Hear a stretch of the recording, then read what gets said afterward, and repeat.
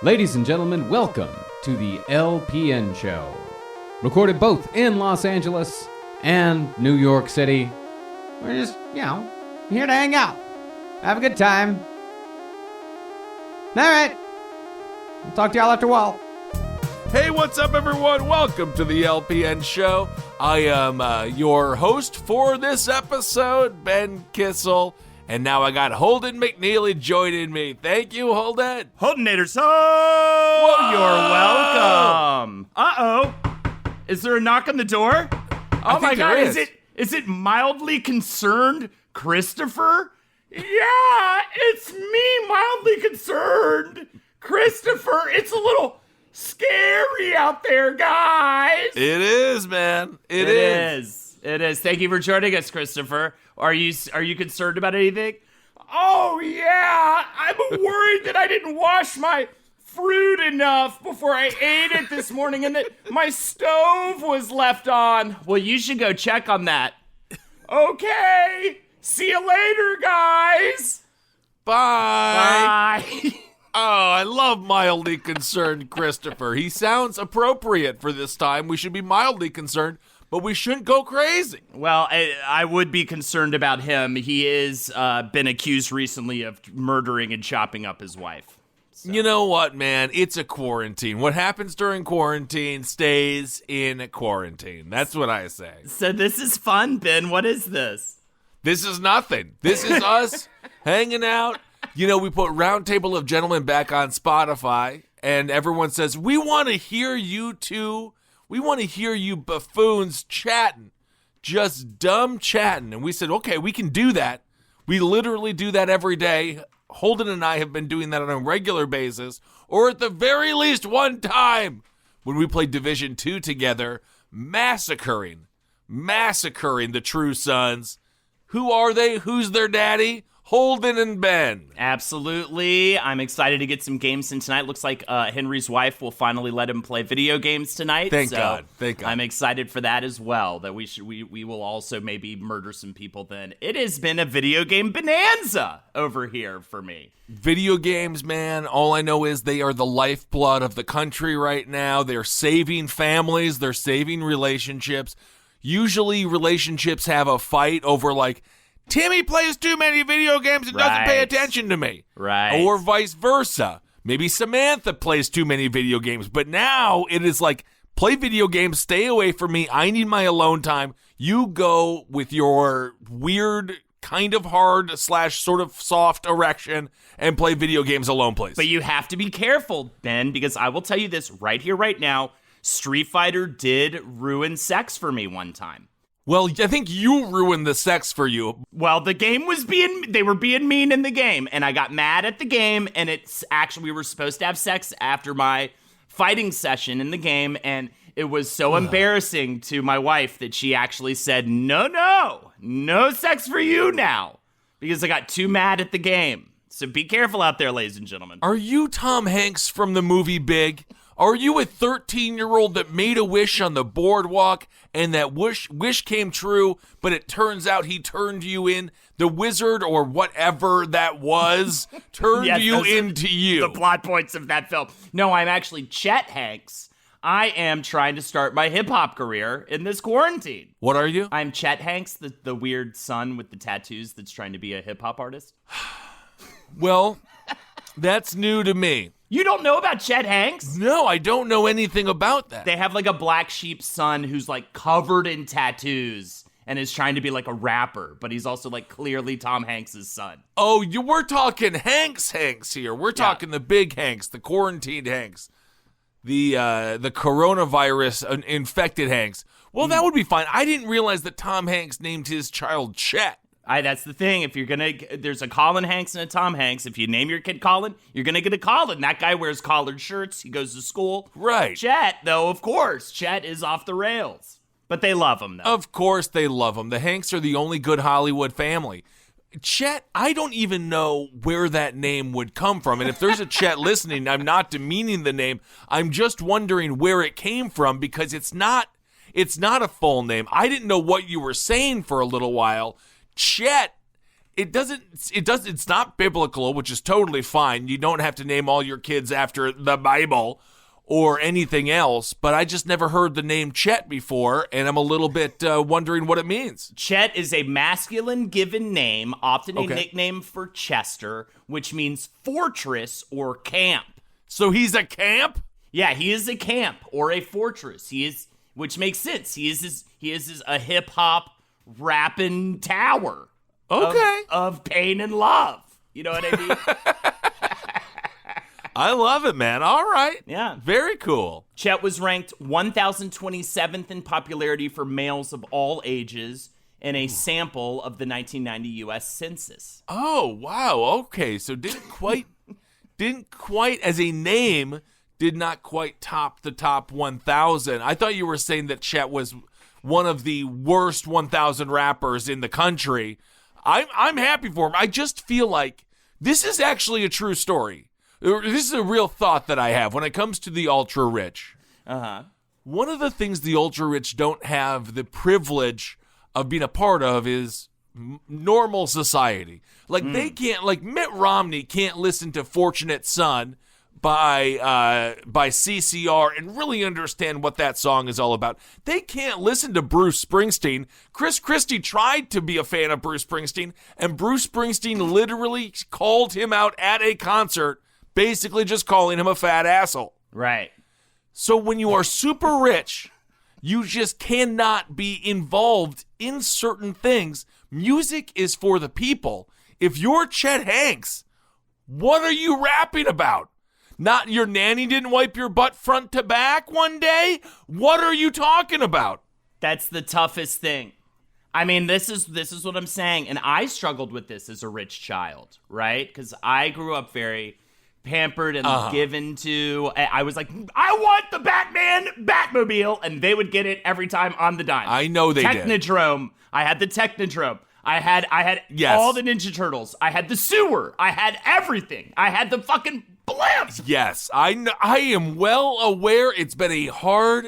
That's why we have had to be so mean to you. All of our, as a collective group of friends, we are forced every day to just say something mean to you, so that you just try to bring you back to normal. I would, if they didn't get me exactly what I needed within 15 minutes, I would piss on my own hands and I would just start playing Slap the Walls.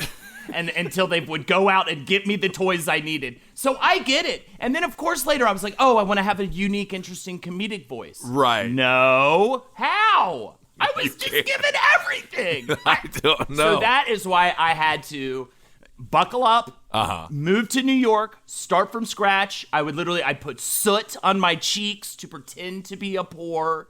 And I'd walk around and grift and do these sorts of things. You worked at a desk job.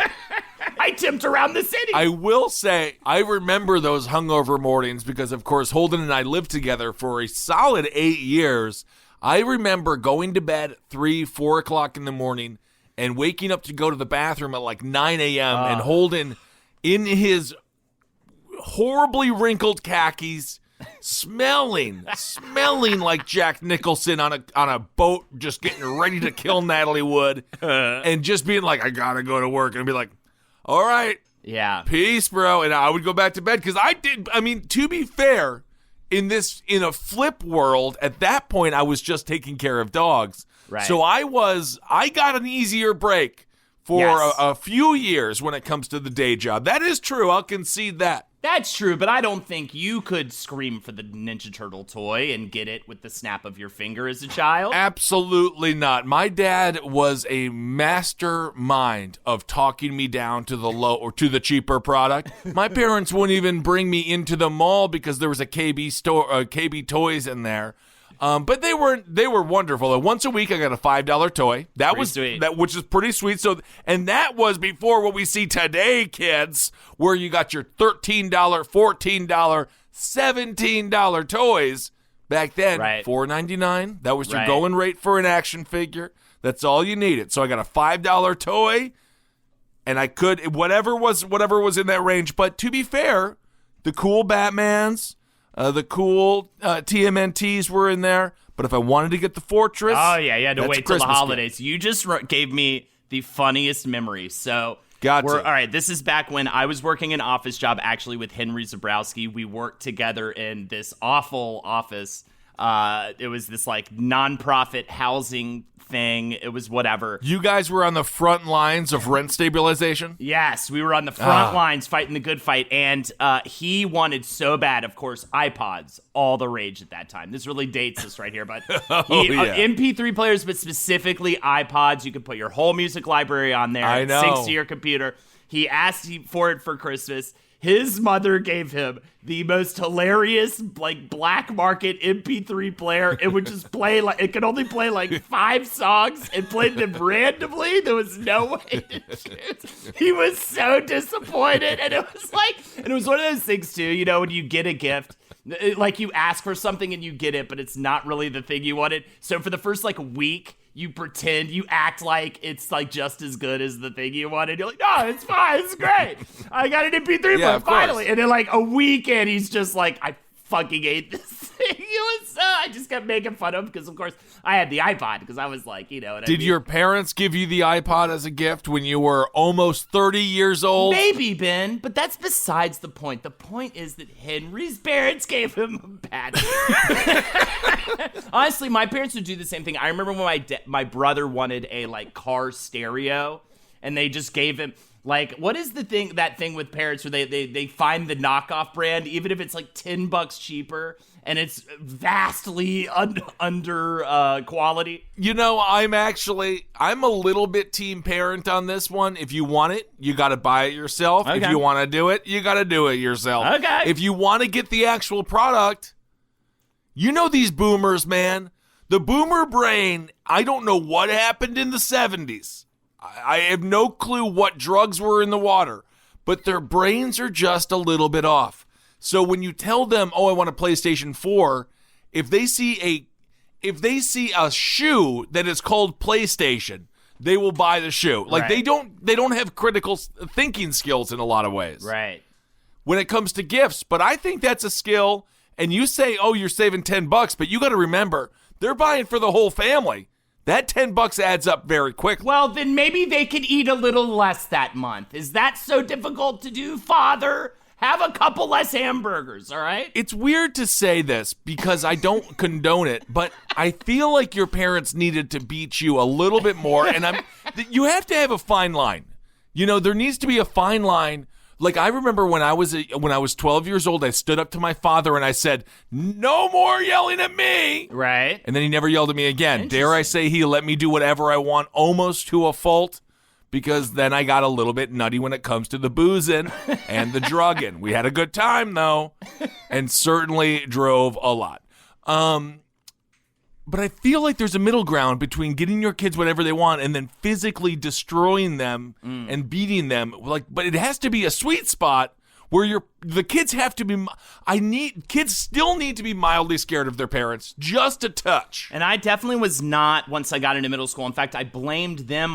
Looking back on it, I believe I blamed them for the fact that I did not kiss a girl until I was in college, and it really was unfair. Yeah, I didn't kiss a girl. I didn't see I didn't know what a vagina looked like till I was 24. But either way. Really? No. I saw a vagina sooner than that. But not till college. Everything happened in 1 year, though. It was unbelievable. It was a spiritual, sexual awakening. I used to just, like, oil myself up in the morning and just, like, walk outside and just say, come flock to me, my flock, my flocklin. Yeah. And then I would have like sex. Jared Leto. Yeah, like Jared Leto. Yeah, I had one of those keffeyas and everything.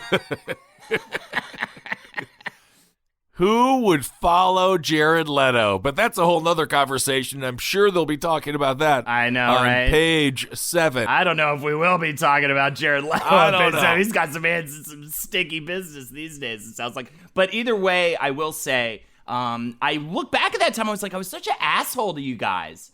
You know what I mean? Like, I remember one thing I used to, like, my dad's a corny, funny dad, and he'd make a lot of jokes at the dinner table. And even if we were in mixed company and he'd make a corny dad joke, I'd go, ha ha ha, and then just stare at him with this mean face. Right. In front of his friends and stuff. I would try to humiliate him. It was awful. You got to get the hits in when you can still do it. My father had a great technique because it's not abuse. It's about hurting your children in public without anyone else knowing. My dad would do the thumb thing where you take your thumb, you take your index finger, you put it right between the webbing of the index finger and the thumb of your child, and you just squeeze it ever so. It sends a shockwave to the brain, and it lets you know that you are in church, it's time to be quiet. Or they grab the back of the neck, and they do the back of the neck squeeze. Classic. And the thing is, that's a dually where not only do people not know that you're hurting your child, they also think, oh, that's so nice. He's touching his child in a polite way, in a loving way, in a way that says, I'm here to protect you. But the reality is, the pain is setting in, and the child is not going to talk anymore. That's what your dad needed to do. He needed to find a few Father Krav Maga moves that he could get away with in public. No one will know. They also don't leave a mark. This is not an episode about how to hurt your children. You're just condoning physical abuse. I am not saying that. I'm just saying, do you want your kid to end up like Holden, or do you want them to end up like, I'll just say myself in this analogy. I don't think they would end up like either of us. I don't think either of us is a good example of someone to end up like. But That's true. I will say they would take away my McDonald's, and that was devastating to me at the time. I was eating McDonald's at least 3 times a week. Monday night, Friday night, you get that. Friday night, you get that number 3. Take it home. TGIF. You're talking Full House. You're talking Sister. Oh. You're talking hamburgers. You're talking French fries. You're talking utter loneliness, not having friends, not actually talking to another human being. Those were some of my greatest memories of my childhood, sadly enough. Hey, I'm with you on TGIF. I'm with you on, what was Thursday was like, what? Thank God it isn't Wednesday. What the hell was the name of the thing they would do? Thursday must-see TV. Must-see TV that was Thursday. Seinfeld, Frasier. We're talking... Friends. Well, Friends was like, whatever, but you know what I mean? No, but Friends was huge. People in my high school used to have Friends parties. I never understood it.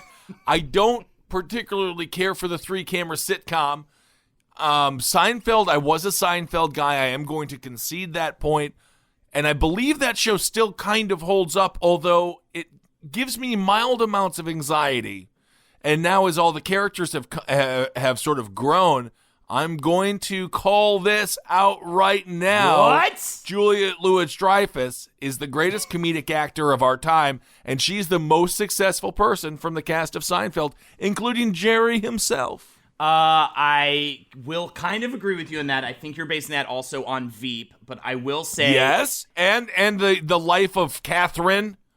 Catherine. Whatever. She had a whole bunch of shit. I will say this, though. I have been watching Schitt's Creek, and Catherine O'Hara is the greatest comedic actress of our time. Catherine O'Hara is unbelievable. Catherine O'Hara is unbelievable, Ben. And if you're not watching Schitt's Creek specifically to see her go off every episode, it is the greatest thing I know a couple of folks that write on that show, What? and I'm sure you do too, Holden. They're very successful. Are they doing shitty? great. Do I hate them?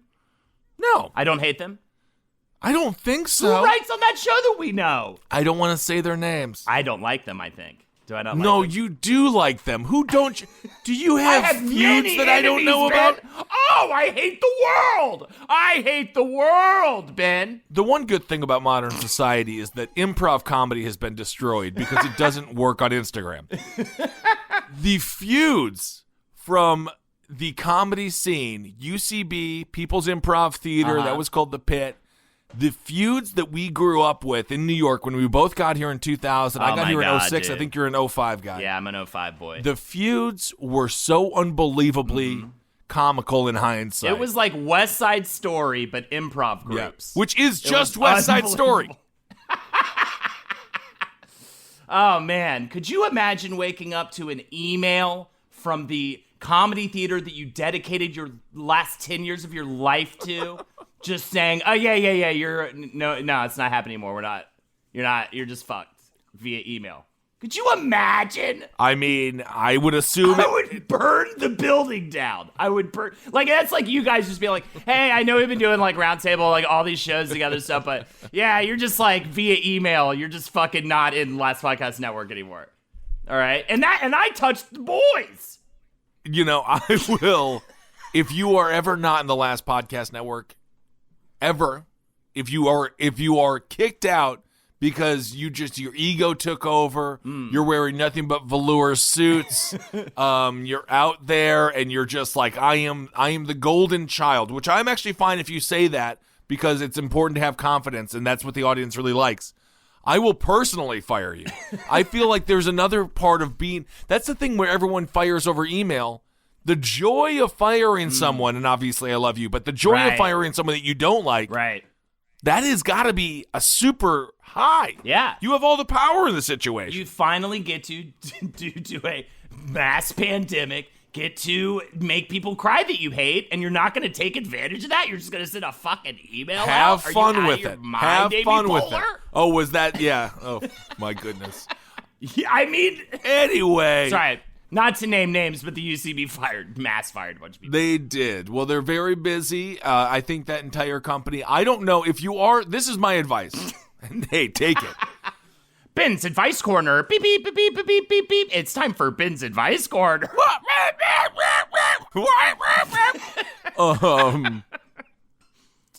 If you are coming to New York and you want to become an actor, an actress, a comedian, there's no need to go to school for it. That's my only advice. A lot of people waste a lot of money going to these schools, and you don't really get anything from the school. And then if you, air quotes, graduate from the school, you still pay to perform. Yes. My advice to all people, now you have to work your ass off before you get paid. You do shows for free. Yes. You do spend your own money. Pay your dues, but you got to figure out how. I'm going to piggyback on this. You got to figure out how to do it yourself. Do it yourself. Get it in front of an audience yourself, and that's how you'll learn. That's how you do it. And the audience to start with is just the 5 people you met when you come to New York or LA or Austin or Atlanta. It's just your friends, and then they bring their friends, and then that's how you start a show. And all you need to have a show. We've done shows with 3 people, 5 people, now hundreds of people. All you need is more than 3 people. And I would say I've even done shows with less. And I think people need to hear this too. Even Last Podcast on the Left was doing shows for like 5 people live. Easy. When you guys first started doing live shows, but you put it up yourself. You found a space to do it. The beautiful thing about New York, LA, it's a little trickier, but it's still there. There's always a venue for you to put your show up somewhere, even if it's some fucking weirdo's basement art gallery pop up, but you can fucking get it done. I absolutely 100% agree with you on that, Ben. 100%. And some of these people are going into these pay-to-play comedy schools coming out of amassing a huge amount of college debt. So, like, oh, of course. Just an and you're working a full-time job. So it's just highway murder. I mean, honestly, this whole, not to get too real. Are we too real? Too real.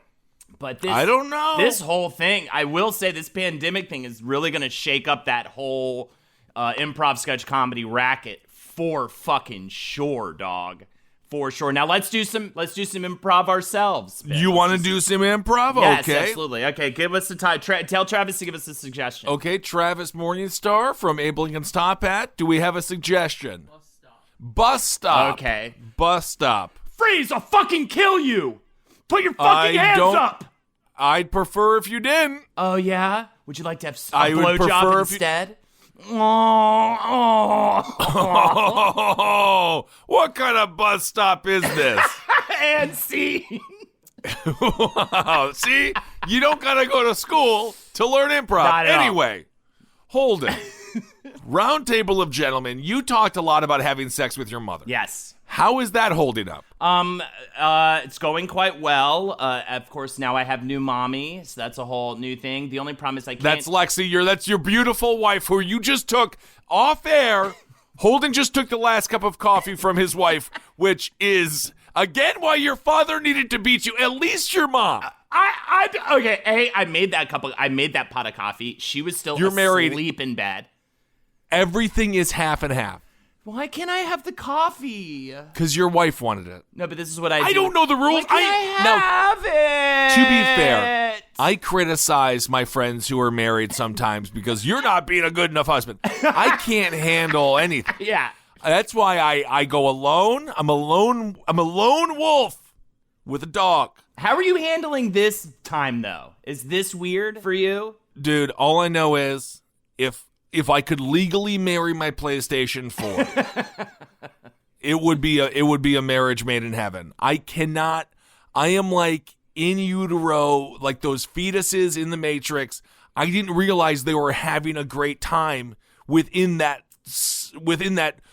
saltwater sack. You don't want the red pill, yeah.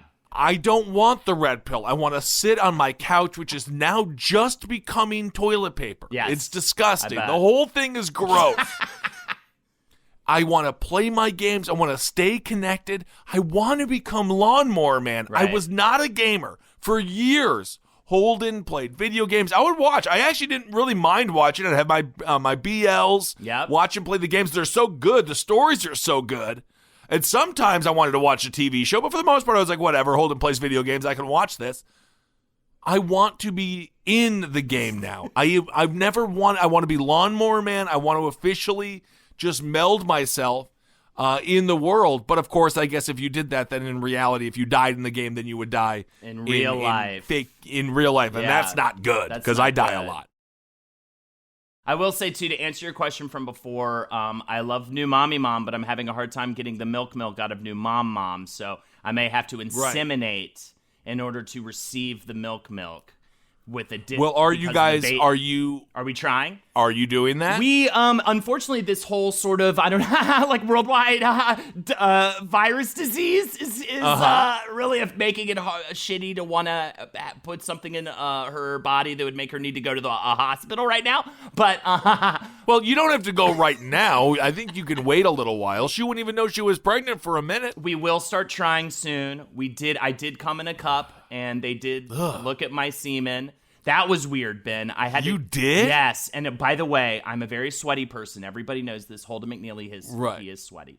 And that Lumpy day, and sweaty. It was a very hot day, and I did not wear a good shirt for what I had to do. It was a gray shirt where the sweat stains really show.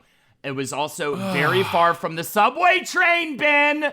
And so by the time... Why? Okay, also, Holden sweats, and this is true. Holden sweats what looks to be a uterus on his stomach. Yes. It sweats in two different ways. It literally looks like ovaries going up to his breasts. So when you walked into the hospital, these things are true. What does the doctor say to you? Is he like, "Are you okay?" You sound like Will Smith in The Pursuit of Happiness when he was going for the job interview and he loses a shoe because he gets hit by a car. Although that story is very heroic, and at your story, you have to come in a cup. It was a small doctor's office. I walked in. It was a very attractive receptionist. Incredibly attractive. I am dripping with sweat, and I'm just like, I am here to give my cum to you. And she led me. What do you say? What do you say when you're going to go give your cum to the doctor? I believe it was just something along the line. I'm here for the 2 o'clock. You know what I mean? I'm holding, whatever. I'm dripping with sweat. There's not great air conditioning in this doctor's office. She gives me a cup. She leads me upstairs. This is a little room next to a doctor's office with a woman sitting inside, a woman doctor, with the door open. She leads me in this creepy room. There's a creepy black chair, like leather chair that you could sit in that I did not sit in. There was a TV. There were pornographic magazines, and there were DVDs. I did not touch those. This is pre-COVID, too, but I didn't touch them.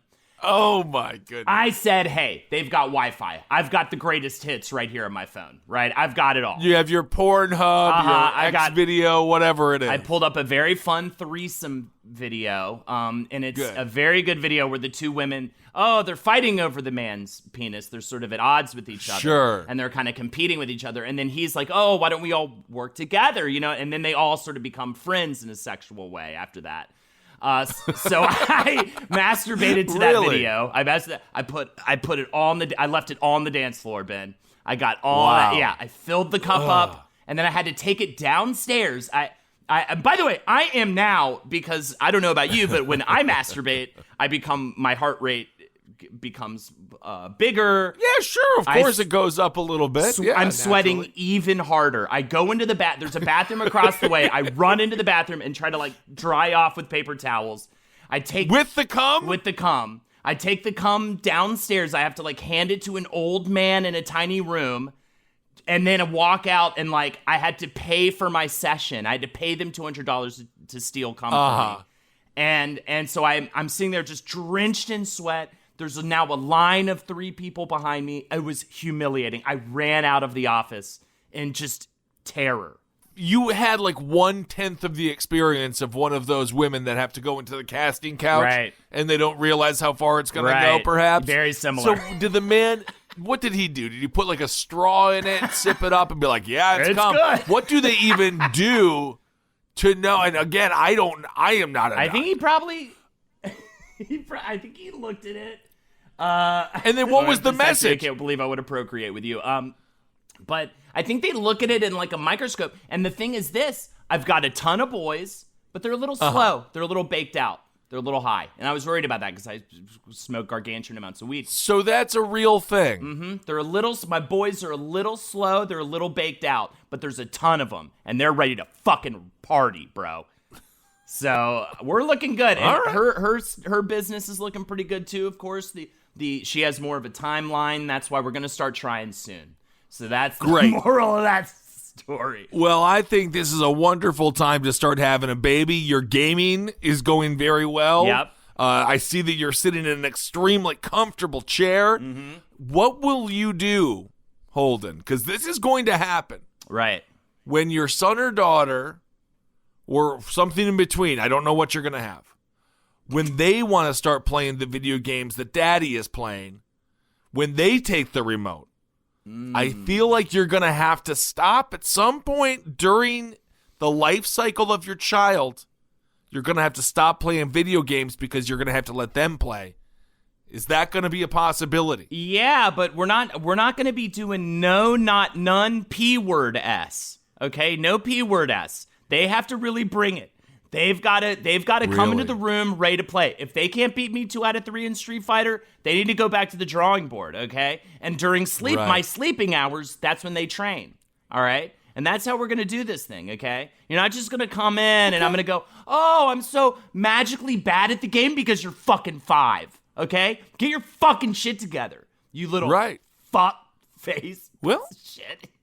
Honestly, minus all the slurring at the child and the curse words there for no reason, I think that you may make a better child than you. Because that seems to me like not hard, but a fair amount of discipline. Yes. When it comes to the child. Yes. You make them get good. Don't go down to the kid. I think that's good advice. If you listen to a lot of the people who played basketball with their sons or daughters, they didn't let them make every layup. No, you block them if they go in weak. Right. That's how you get better. So I don't know what that means for your child. Maybe you monitor. Maybe in the future, as we're seeing with this pandemic, one of the things that I'm surprised has not filled the power vacuum of sport more is online gaming. Yeah. This is online gaming is actually pretty fun to watch because these dudes and chicks are unbelievable. Yeah. And it really is. I was talking. I wasn't talking. I saw an interview with one of the dudes playing, and he was talking about his training regimen. He was talking about what he eats before and during the games. He was like so intense, and I thought that was very interesting. And so maybe if we're going to live in a world now where we have roaming pandemics every 10 years, right, or even not, I think online gaming should be on the forefront. So maybe your kids could make money on online gaming, and then you can have the conversation. When I was a kid, there was no way to make money on online gaming. You were just a big fat kind of a nerd, you know? Right. I was pretty in shape at that time, but yes, now I'm fat. In shape. Well, everyone, we're allowed. But I feel like your kid could actually make a future in online gaming, perhaps, or just whatever in the game world. This is the problem, Ben. You know, and I know it's going to be a jock. Lexi and I have been talking about this for a while. Our kid will be a motherfucking basketball pounding, butt slapping, pedal to the metal, just true blue, all-American baseball, hot dog, slanging jock, for sure. I would love to be able to talk to your kid. I think that sounds awesome. If you could have a jocular child, I think that would be just wonderful. I'll go out to the yard with him. I'll let him hit me a bunch. I don't know what the kids are doing these days. I'll bring a wrestling mat over every time I babysit. I'll wrestle with the kid, but not in a priest way. Right. Would you recommend wrestling to the Wrestling is one of the best sports a kid can do. Hurts the joints a little bit as you get older, but if you think about it, it's fine for the brain, not like football, and no CTE coming in with wrestling. Low to the ground, doesn't hurt your knees like basketball. I don't think I would allow... Treat you discipline. I don't think I would allow my kid to play football at this point. Because of I don't think you're going to have a problem with it. I don't think that your kid is going to... Does Lexi come from an athletic family? Nah, I don't... No, not at all. No, but your older brother is very athletic. Yes. Your older brother is a little bit more put together. Oh, he played all the sports. I was the nerdy, weird theater kid. Everybody loved Avery.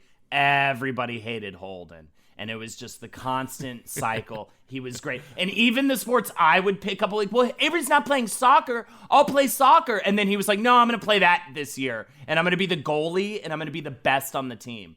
Cool. Right. Thanks for that, Avery. And then I played lacrosse. He's like, I too play lacrosse. And now I am the best on the team. It was brutal. Well, you got to beat him. Anyway, you mentioned the number 3 McDonald's order, and I'm trying to... Quarter pounder with cheese. No, I was going to guess it. Oh. But that is what I was going to guess. Here's a story about that. So I always had my go-to quarter pounder with cheese, whether it was Wendy's or McDonald's. I had a big crush on this girl named Liz, and I finally got her to go to lunch with me. During senior year of high school, you could leave campus to go wherever you want. And I took her to Wendy's. Classy guy that I am. I figured, let's class it up. Let's not do the normal McDonald's Burger King fare. Let's go to where they put the fucking mayo on the square patty, right? I agree with you. I think that Wendy's, until Arby's came into town, Wendy's was the classiest place to go for fast food. So I take her to the Wendy's and I order my go-to, a number 3. Ha, no. A number 3 at Wendy's is this like disgusting triple-decker burger. I sit down with this thing. I'm like, oh no, I ordered the wrong thing. And then I'm like trying to eat this thing. I've got just slobby meat all over my face. It's falling apart in my hands because it's so greasy because it's 3 patties. It was so humiliating. She was laughing at me. She was taunting me. I was so in love with her. I would have paid $1 million to just see what one of her breasts looked like. I was so horny.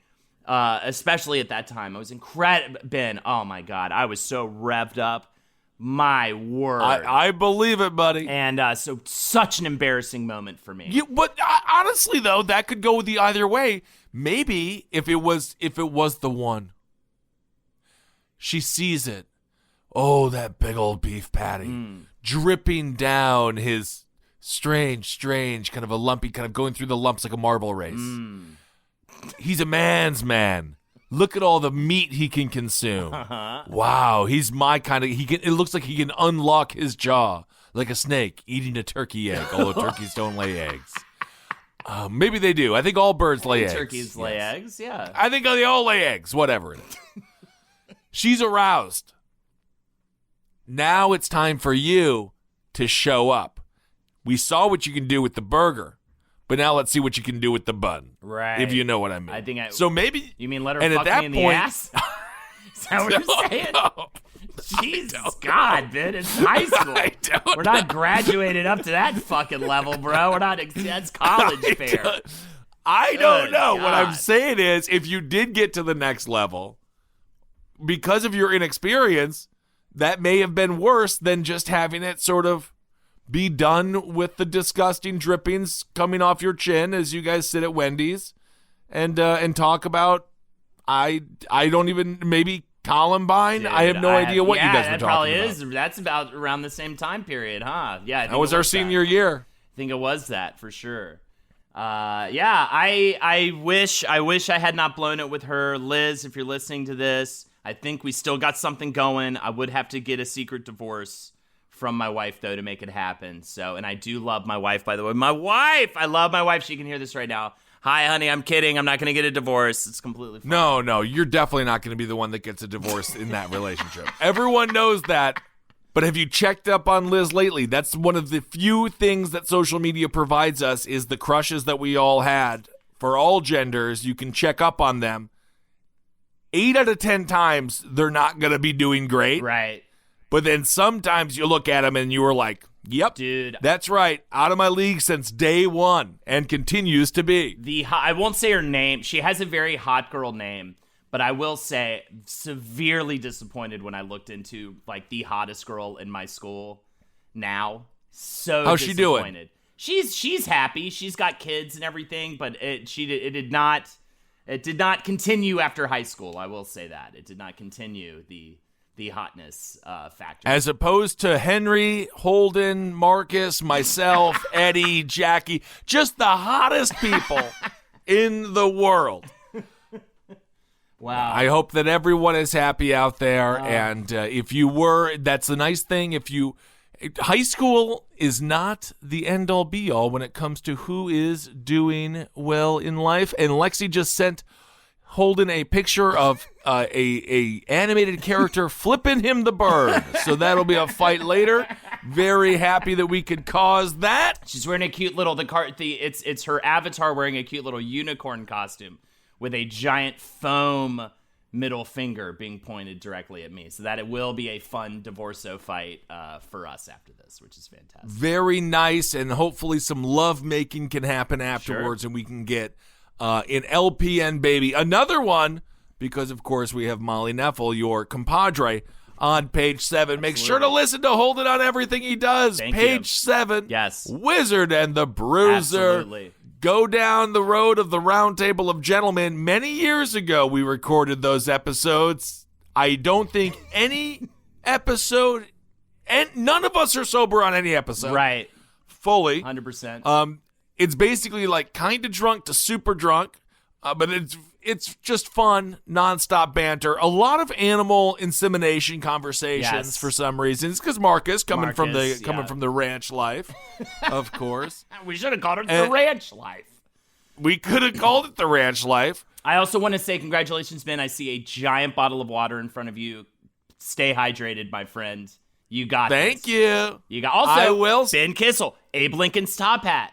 Oh my God, Kind of Fun, the wrestling show. Yes. And of course, Last Podcast on the Left, I hear is a fun show that we're out listen there. to. Well, thank you so much. And thanks everyone for supporting the network. We appreciate you. We're going to get through this time together as we always do. And yeah, I suppose that's about it. I don't want to go, but we'll play Division 2 later on tonight. We will play. I think we're going to get Henry to play. Also, Wizard and the Bruiser podcast. Check that out as well. I don't know if you mentioned that, but that's the I one. did mention it, but Wizard and the Bruiser, it's amazing. And they will be going on the road live as soon as they let us leave our house. That's happening real soon. I can't, it's the year that wasn't. Very exciting. Very exciting. Okay, everyone, hail yourselves. We'll talk to you soon. Holden, do you go off with a catchphrase? Wow, I might have AIDS! Bye, everyone. This show is made possible by listeners like you. Thanks to our ad sponsors, you can support our shows by supporting them. For more shows like the one you just listened to, go to lastpodcastnetwork.com.